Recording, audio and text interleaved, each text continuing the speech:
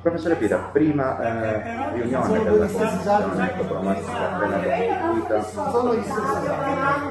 Intanto abbiamo fatto l'insediamento ufficiale della Commissione, dopo che c'era stata la presentazione in comune.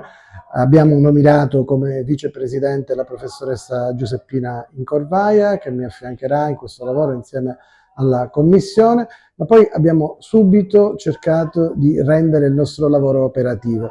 Intanto abbiamo chiesto all'amministrazione di fare un'immediata comunicazione al prefetto per farci ricevere, per sbloccare tutte le pratiche di assegnazione di strade che attualmente sono ferme in prefettura con proposte precedenti. Abbiamo chiesto anche agli uffici di fare una planimetria di tutte le strade dove non ci sono delle denominazioni e anche di valutare tutta la situazione dei numeri civici.